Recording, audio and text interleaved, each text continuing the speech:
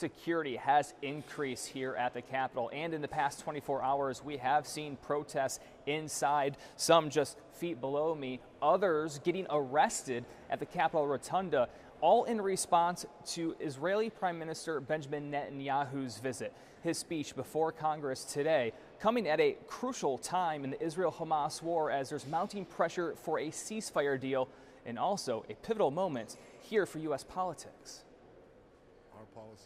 Israel's Prime Minister Benjamin Netanyahu greeted by protesters in Washington as he meets with U.S. leaders ahead of his speech to a joint meeting of Congress Wednesday, while his country's war with Hamas rages on. Families of U.S. hostages held in Gaza met with Netanyahu in Washington, imploring the Prime Minister to end the war by signing a ceasefire and hostage release deal. I was in Gaza for 51 days, and I saw everything. I felt everything. Last night we met Prime Minister Netanyahu again. I have to say the urgency of the matter did not seem to resonate with him. Netanyahu also set to meet with President Biden. Their relationship strained, with some in the Democratic Party expected to boycott or miss the speech, most notably the new presumed Democratic nominee, Vice President Kamala Harris. An aide said the vice president has a previously scheduled event at the same time. The gravity of the situation cannot be overstated, and yet Kamala Harris will abandon her seat. I am skipping this address because Netanyahu has undermined the peace process. I see him just wanting to continue the war for his own political future because he is facing criminal indictments. You know, I am a proud Jewish woman, and I have had a long connection to the state of Israel. And frankly, that is why I am not going. He is a danger to the state of Israel, to peace in the region. So many people want to see the hostages come out, and they are not going to because he doesn't care about them. Netanyahu has had a busy visit so far here in Washington, and that will continue after a speech into tomorrow, where he is expected to meet with President Biden and then separately with Vice President Harris before heading to Florida to meet with former President Donald Trump. The speech to a joint meeting of Congress set for 2 p.m. Eastern today. On Capitol Hill, I'm Brian Abel reporting.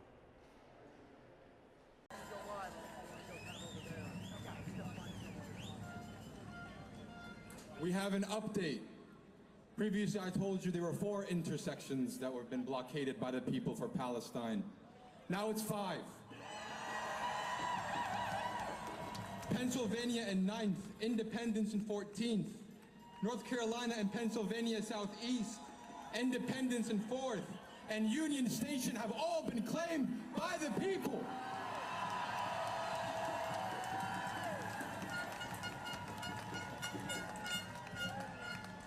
All I'll say is stay tuned. More to come.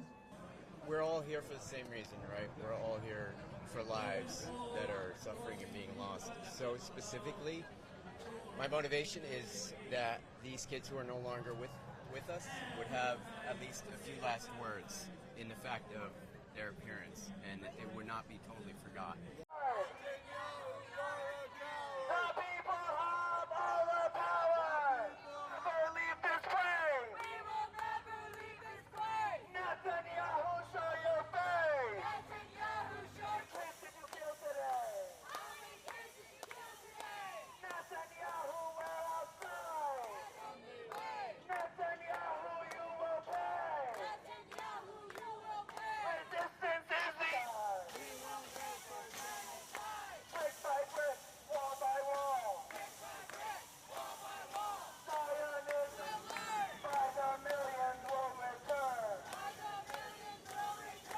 Fundamentally, this is political theater.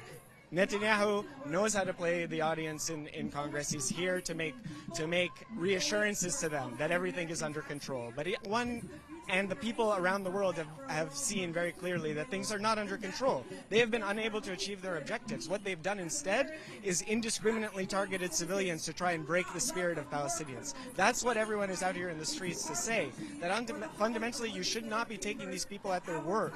They're proven liars. Ultimately, what their objective is to ethnically cleanse Palestinians from their land and to continue the process of settlement expansion that has been declared illegal under international law for decades.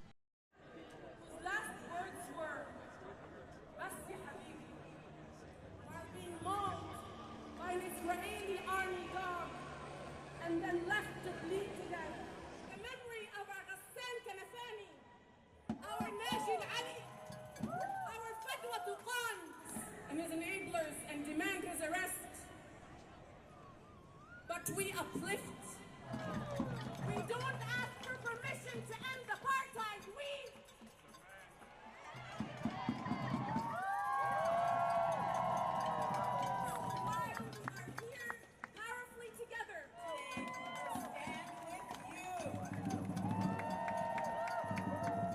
It's really clear, and it comes out most clearly, I think, in the story of the arrest, where I was leading a prayer, and it's called the Shema. It's like a central Jewish prayer that is really the essence of saying that God is one, which means that all humanity is one, and that we need to treat each other as if we are all one. If that's the case, how can we not stand up when there's an attempted genocide? How can we not stand up when we see Palestinians being treated the way they are treated?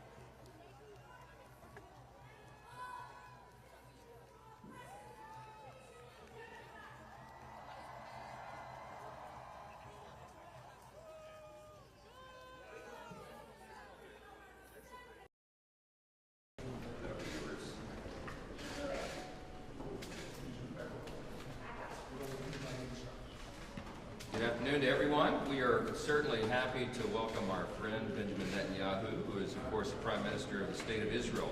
This is a very important time.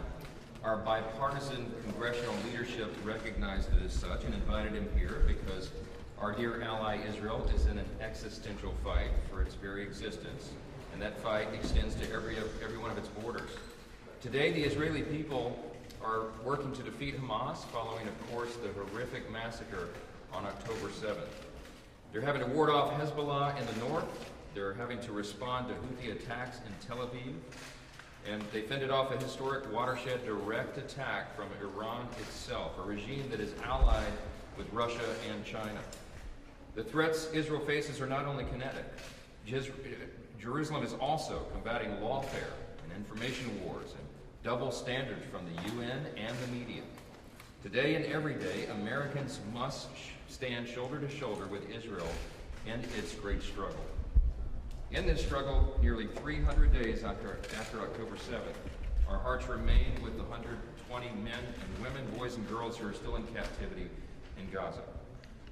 Adon, Iltai, Saji, Hirsch, Gadi, Judy, Omer, Keith, and so many others are being held deep in tunnels. We have not forgotten them, or their families, who so desperately want them home, and we, of course, do as well.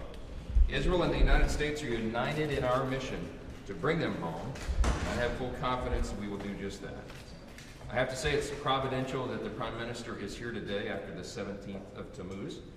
It was nearly 2,000 years ago that the most powerful nation in the ancient world laid siege to Israel and destroyed Solomon's temple. And today, the most powerful nation in the modern world is standing with our Jewish friends and the Israeli government. I'm certainly eager, as we all are, to hear from the Prime Minister, and as we hope that this 17th of Tammuz marks the last time the Jewish people lament destruction so that they can live freely and securely in their ancestral homeland. I would defer to the Prime Minister. Thank you, Mr. Speaker. Speaker Johnson, you have shown great leadership along with the leaders of the Senate and the minority leader in the House. I appreciate the fact that you've invited me to address this great assembly, the world's greatest democracy. The Congress of the United States speaks for the American people, and the American people speak for the entire world. I very much value this opportunity to address this august forum.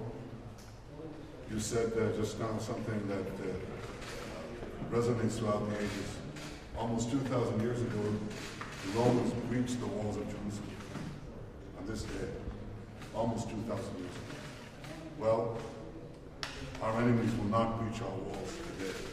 And our wall is not made up only of our own soldiers, our brave heroes, but also the friendship and alliance with the great United States of America. That is very much expressed here today, and I thank you for giving me this opportunity. And the people of Israel, thank you for giving us this opportunity to express our common alliance. Thank you, Mr. Speaker. Thank you so much.